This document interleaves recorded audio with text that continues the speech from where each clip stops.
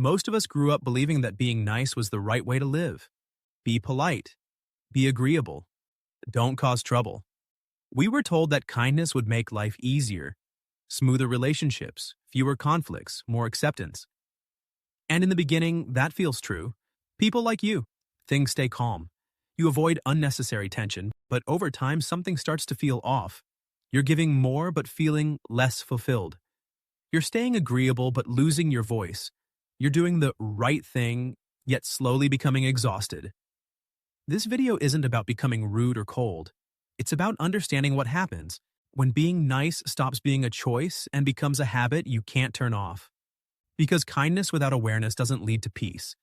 It leads to self-neglect. Psychological reason number 1, being nice makes you lose respect from others. When you're always nice, people stop seeing your kindness as intentional. It becomes predictable, and once something is predictable, it loses its weight. Humans don't disrespect kindness itself. They disrespect the absence of limits. Each time you ignore discomfort to avoid awkwardness, you silently teach others that your boundaries are flexible. You say yes when you mean no. You allow small lines to be crossed because confronting them feels uncomfortable. Over time, those small moments add up. People begin to treat your time as negotiable. Your effort is guaranteed. Your presence as something they can access without consequence. They may still describe you as nice, but they stop taking you seriously. This isn't because people are cruel, it's because humans respond to patterns. When there's no resistance, no clear line, respect slowly erodes. Respect doesn't come from being liked, it comes from being clear. Psychological reason number 2, being nice attracts people who take advantage of you. Consistent niceness sends a signal, not to everyone, but to a specific type of person. The kind who looks for someone accommodating, patient, and unlikely to push back. These people aren't always obvious manipulators. Many appear friendly, grateful, even harmless at first. They start small. A favor, a request, a little extra help, and because you don't resist, they assume permission. What begins as kindness slowly becomes expectation.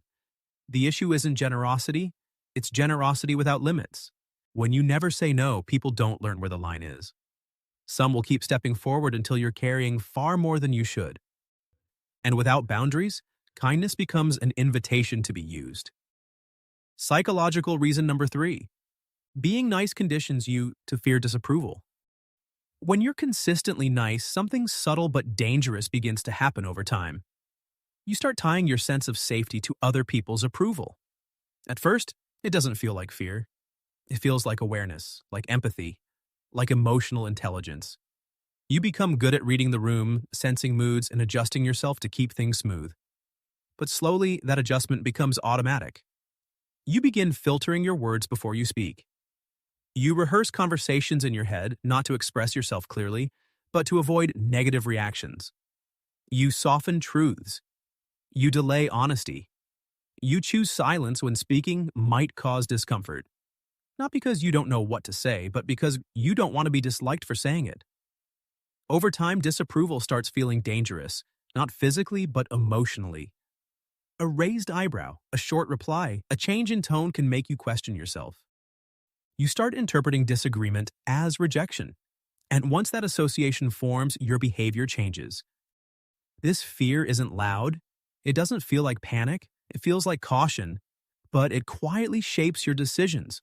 You choose the option that keeps you liked, not the one that aligns with you. You avoid conflict even when conflict is necessary for growth, honesty, or self-respect. Fear of disapproval doesn't keep relationships healthy. It keeps you small. Conclusion: being kind is not the problem. Losing yourself in the process is. You were never meant to disappear just to keep things peaceful. You were never meant to carry everyone else's comfort at the cost of your own clarity. The goal was never to be liked by everyone. The goal was to live a life that feels honest, grounded, and aligned, not just calm on the surface, but solid underneath. Healthy kindness has limits. It knows when to give and when to step back. It values connection without sacrificing self-respect. Not everyone will like the version of you with boundaries, but the right people will respect it, and respect lasts longer than approval. Don't stop being kind. Just stop being kind at your own expense. And the moment you learn to be kind with boundaries, you don't become less human. You finally become a whole person.